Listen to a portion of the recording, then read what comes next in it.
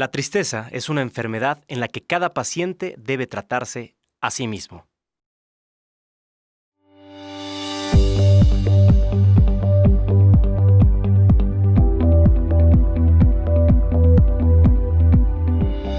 ¿Cómo están? Qué gusto que nos acompañen en esto que es Salud a Ciencia Cierta, el programa multiplataforma de Capital 21. Ustedes nos pueden ver a través del canal 21, por supuesto, pero también nos pueden escuchar a través de Código Ciudad de México en radio en línea. Por favor, les pedimos que se pongan en contacto con nosotros. Ustedes nos pueden mandar sus preguntas a través de un video que pueden enviar a nuestras redes sociales. Para quienes nos están viendo, en este momento están apareciendo en su pantalla nuestras direcciones. Para quienes nos escuchan, se las digo con mucho gusto. En Facebook nos encuentran como Capital 21 TV, en Instagram como @capital-21 y en Twitter como @capital-21. Por favor, escríbanos. Para nosotros lo más importante es su participación. Yo soy Olimpia Velasco y por lo pronto ya estamos juntos. Sean ustedes muy bienvenidos y bienvenidas. La depresión es un trastorno mental frecuente y puede llegar a hacerse crónica o recurrente y dificultar sensiblemente el desempeño en el trabajo o la escuela y la capacidad para afrontar la vida diaria. Según la Organización Mundial de la Salud, la depresión afecta a unos 350 millones de personas, siendo considerada como la principal causa de discapacidad a nivel mundial. Y aproximadamente el 60% de las personas no recibe el tratamiento correspondiente. En cuanto a sexo, afecta aproximadamente al doble de mujeres en relación con los hombres. En general, la sintomatología que se presenta en casos de depresión es la siguiente: persistencia de tristeza, desesperanza, culpabilidad, irritabilidad, pérdida de interés en las actividades consideradas placenteras, trastornos del sueño, trastornos del apetito, pensamientos suicidas, entre otros. Las personas con depresión a menudo no son correctamente diagnosticadas o son medicadas erróneamente. Esto puede llevar, en el peor de los casos, al suicidio. Cada año se suicidan cerca de 800,000 personas, siendo la segunda causa de muerte entre personas de 15 a 29 años. Hola, soy el doctor Edilberto Peña de León, soy neuropsiquiatra, soy maestro en ciencias médicas y director de CISNE México. Lo que más me apasiona de la psique humana es que es mucho más complicada que cualquier sistema cardiológico o gastrológico. Esto no es tanto estructural porque tiene la dualidad mente y alma. Soy Liz Bazáñez, psicóloga cognitivo-conductual, directora de México Sin Estrés. Y a la hora de estudiar psicología y descubrir todas las sintomatologías ansiosas, depresivas, dije, eso es lo que quiero hacer para el resto de mi vida. Y bueno, ya están en la mesa con nosotros y a mí me da de verdad muchísimo gusto en recibir al doctor Edilberto Peña. Muchísimas gracias por estar aquí, es un placer de verdad. A la orden, Olimpia, gracias a ustedes. Muchas gracias. Y a la psicoterapeuta Liz Bazáñez, muchas gracias por estar aquí también, Liz. Olimpia, muchas gracias, qué gusto estar aquí con ustedes. Y bueno, para platicar sobre depresión, la depresión, que es un trastorno mental frecuente, según la Organización Mundial de la Salud, se calcula que afecta a más de 300 millones de personas en el mundo y en el caso más difícil o en los casos más complicados, bueno, pues puede llevar al suicidio. Pero sentir tristeza, doctor Edilberto Peña, pues puede ser un sentimiento natural. Sí. Pero ¿en qué momento ya estamos hablando de una depresión? Sí, hay criterios muy claros, Olimpia. Y lo dices muy bien y es bien importante decírselo a la gente, tristeza no es igual a la enfermedad neuropsiquiátrica que es la depresión. La tristeza tiene que ser persistente la mayor parte del día, de la mayor parte de los días, de cuando menos 2 semanas, para poder ser uno de los criterios clínicos de depresión, y hay 8 más.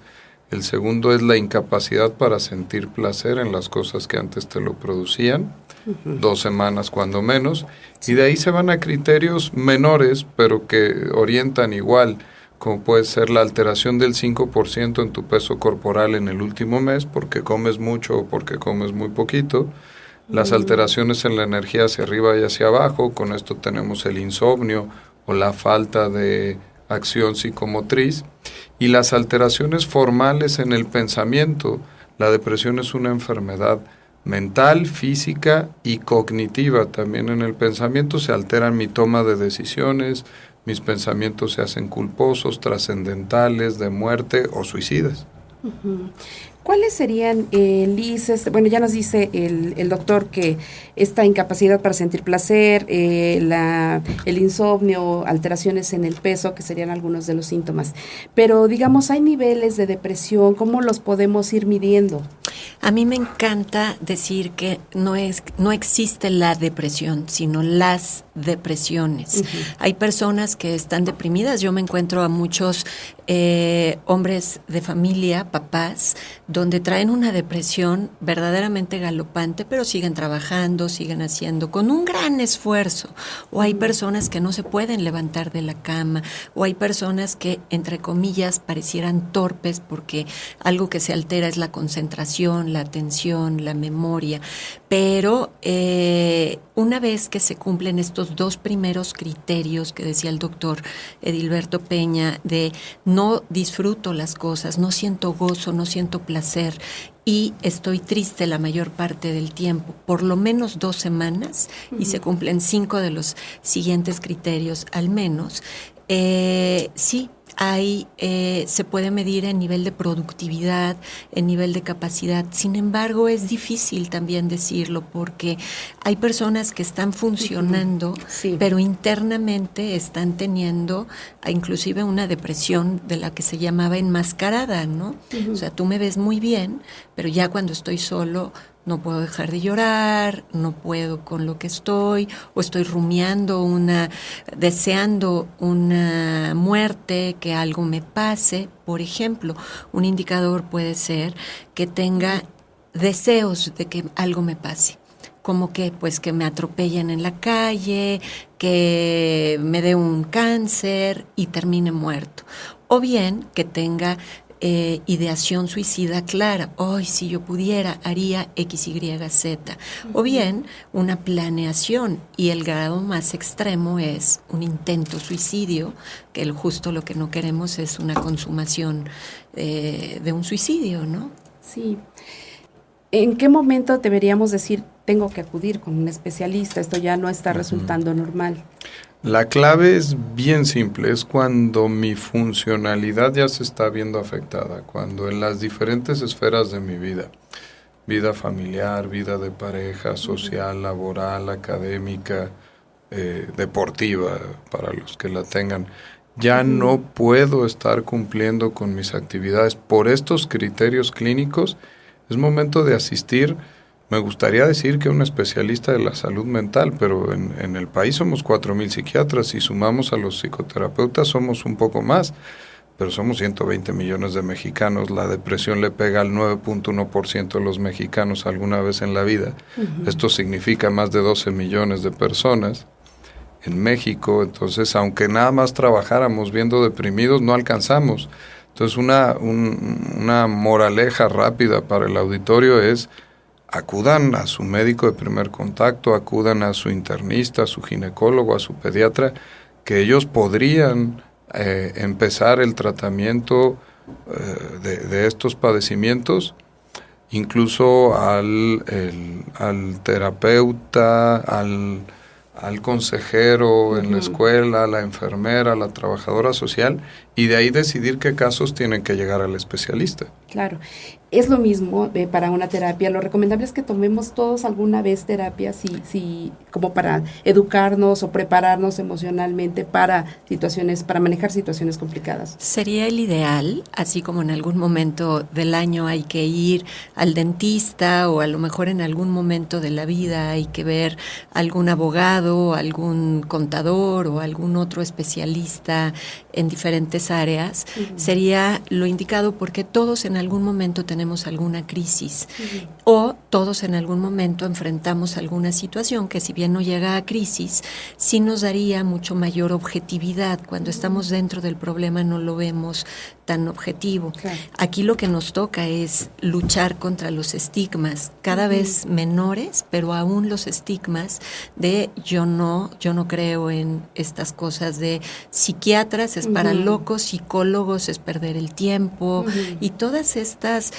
falsas creencias con respecto a pedir ayuda en la salud mental. Todos en algún momento dado nos beneficiamos por lo menos de una orientación cuando tenemos que tomar una decisión de vida importante, en fin, sería lo ideal. Si ya no es suficiente una terapia psicológica que tiene que mandar al psiquiatra, que también puede ser una ruta que el mismo psicólogo o psicóloga recomienden, ¿cómo se pasa ese escenario, doctor? Lo decías bien, Olimpia, las terapias y las medicinas son complementarias. El ejemplo rápido es, si yo tengo diabetes, tengo que usar insulina, pero tengo que hacer dieta y ejercicio. ¿Me voy a curar solo con dieta y ejercicio? No creo. ¿Me voy a curar solo con insulina? Tampoco. Claro. Y sobre los mitos, se abre la caja de Pandora, llévelo, a ver quién dice más, pero ¿son sustancias adictivas? No. Las depresiones y los trastornos de ansiedad tienden a ser crónicos. Entonces muchas veces, así como soy diabético y necesito la insulina para funcionar, habrá momentos en la vida que voy a tomar tratamientos psiquiátricos por tiempos indefinidos y eso no es raro. Piensen ustedes en cualquier enfermedad que no haya sido infecciosa en su vida. Si me diagnostican un problema en la columna, si me diagnostican artritis, me van a dar medicina de por vida. Y de ahí mitos que los antidepresivos generan suicidios, que los antidepresivos me llevan más hacia otras drogas, cosas que verdaderamente lo mejor es acercarse al que sabe, ¿no? Sí, definitivamente, tener información, porque este tema de que si los medicamentos suelen ser adictivos, en fin, que van a estar trastornando o que van a agrandar el problema en lugar de mejorarlo, bueno, pues hay que saber que no es así y acudir, como bien nos dice el doctor Edilberto Peña, con los especialistas. Vamos a hacer un corte. Por favor no se vayan, regresamos, vamos a seguir platicando sobre este tema de la mesa del día de hoy en Salud a Ciencia Cierta, la depresión. ¿Sabías que, según la Asociación Psiquiátrica Mexicana, 30% de la población sufre algún trastorno mental y solo 1 de cada 5 recibe algún tipo de tratamiento?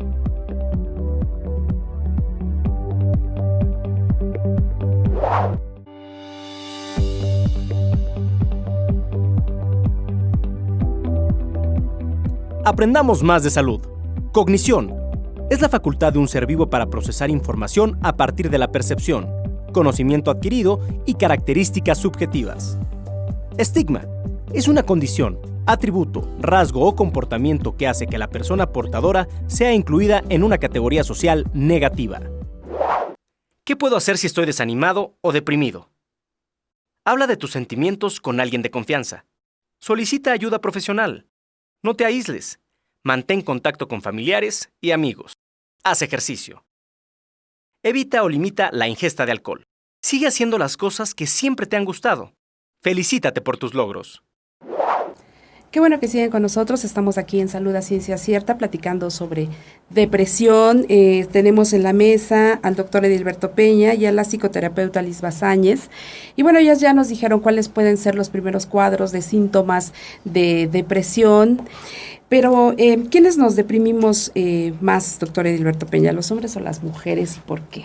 Las mujeres 4-1, 2 causas se me ocurren rápidamente. Una es los factores hormonales, el inicio de la estimulación hormonal, el paso a la adolescencia, los embarazos, la disforia premenstrual, el climaterio, son condiciones específicas que favorecen a las depresiones, pero también porque los hombres tenemos un poco más de bloqueo hacia poder comunicar las emociones. Probablemente las estadísticas no sean tan sesgadas como el 4-1. Hay que decir que las mujeres cometen un intento de suicidio 4 veces más que los hombres, pero los hombres lo consuman 4 veces más que las mujeres. Son más letales los intentos suicidas de los hombres. Ya. ¿Por qué en enero, Liz, platicábamos hace un rato, es que se dan más los intentos de suicidio? Porque pensaríamos justo que sería en diciembre por esta nostalgia, en fin, por personas que ya no están. pero nos comentabas que es en enero. Sí, porque me gustaría poner el antecedente de que no son las cosas las que nos agobian, sino la forma como las interpretamos. Entonces, en diciembre lo que suele haber, si bien es nostalgia, si bien es en algunos casos enojo de tener que interactuar con gente que no veo en todo el año y que por mis papás o mi abuelo o abuela tengo que ver a gente que yo no quisiera ver, existe mucho la esperanza. Ay, en esta Navidad a lo mejor sí cambia, o a lo mejor puedo hacer algo, o todo este halo navideño dentro de esta nostalgia protege en las expectativas y en esta esperanza. Cuando viene enero y todo vuelve a la normalidad y todo el mundo vuelve a trabajar y al ritmo cotidiano, sí, es la confrontación con que mis expectativas, lo que estaba en mi interpretación, en mi mente, no era lo que yo esperaba. Y el suicidio correlaciona muchísimo más que con depresión, con desesperanza. Yo puedo tener a una persona deprimida del 0 al 10 en 7, pero desesperanzada del 2, o una persona con una depresión del 3, del 5, pero desesperanzada del 7, y quien va a tener mayor probabilidad de suicidio es quien está desesperanzado, no quien está más deprimido. Entonces, en enero lo que viene y surge es esta desesperanza, esta falta de expectativas o de no cumplimiento de expectativas, que todo el halo, como decía, navideño, nos ayuda a crear y amortiguar. Y entonces por eso se ven más frecuente en enero. ¿Cómo detectar estos síntomas también de que ya están superando un tema de una depresión regular, digamos, o que se puede tratar de manera como en los primeros síntomas, a un caso ya de suicidio? En México nos suicidamos el 4.1 por cada 4.1 personas por cada 100,000 habitantes.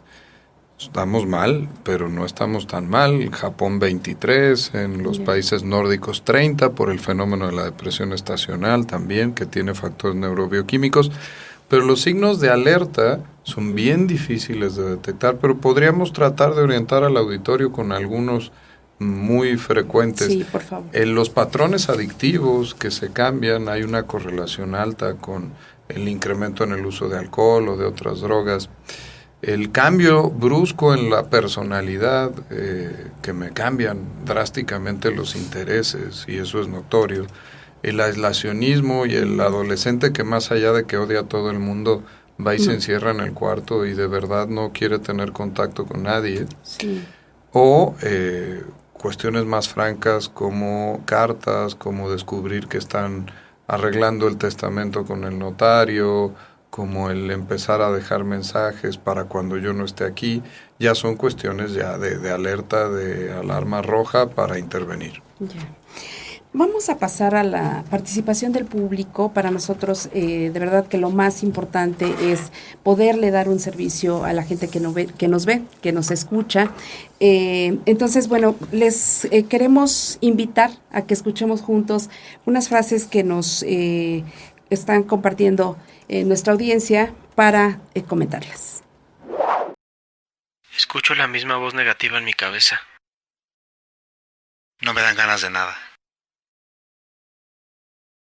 No encuentro motivos para continuar. Ya no disfruto las cosas. Siempre tengo el mismo pensamiento negativo. Sería más fácil para todos si no estuviera aquí. No hay nadie que me comprenda. Siento que no pertenezco a este mundo. No me creo capaz de salir adelante. Me duele estar vivo. Por ejemplo, no me creo capaz de salir adelante es un ejemplo claro de desesperanza, de creer que las cosas no van a cambiar, que es verdad. Por ejemplo, siempre tengo el mismo pensamiento en mi cabeza. Puede ser un pensamiento obsesivo que pasa en la depresión, que la visión que yo tengo es negativa, pero en función a lo que hablábamos hace unos minutos, la persona que nos comentó, no creo que sea capaz de salir adelante, a mí me prendería los focos amarillos y los focos rojos, porque está dando una visión de esto que precisamente digo, que no tiene esperanza. Entonces, lo que hay que trabajar, y aquí empiezo a poner un poco más sobre mi trinchera o mi área, es trabajar en la forma como la persona está interpretando las cosas.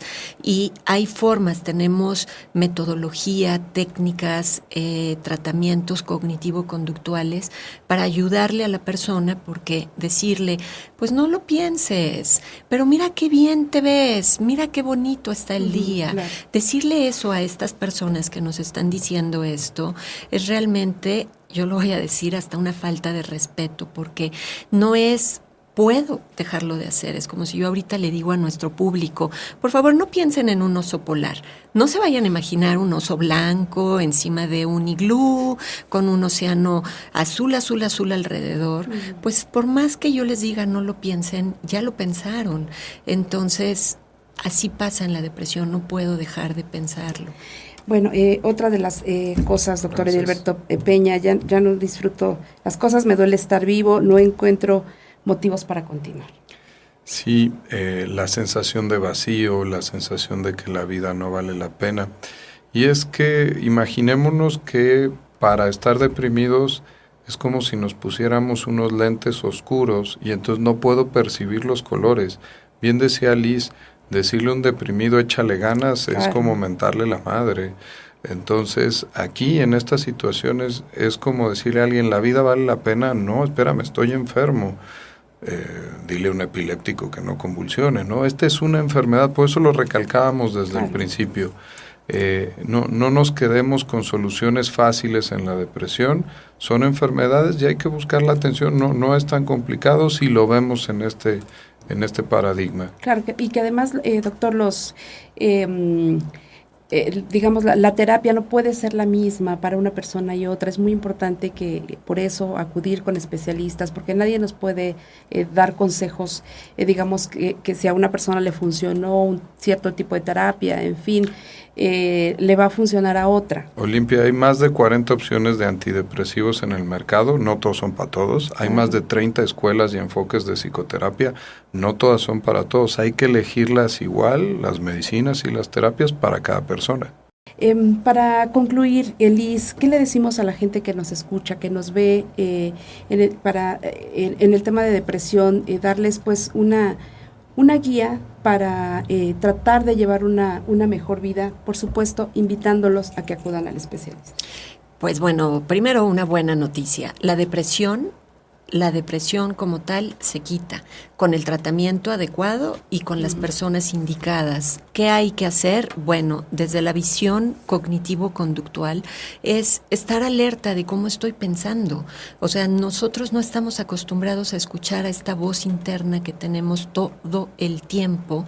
También el socializar es una buena protección, el tener momentos para uno mismo está bien, pero momentos sociales, el interactuar con personas que queremos, que nos quieren, con quienes nos pasamos bien, es un buen protector para aspectos, como decía el doctor Edilberto, ¿hacer ejercicio me va a quitar la diabetes? No, pero lo necesitas. ¿Socializar me va a quitar la depresión? No, pero te va a ayudar. Claro.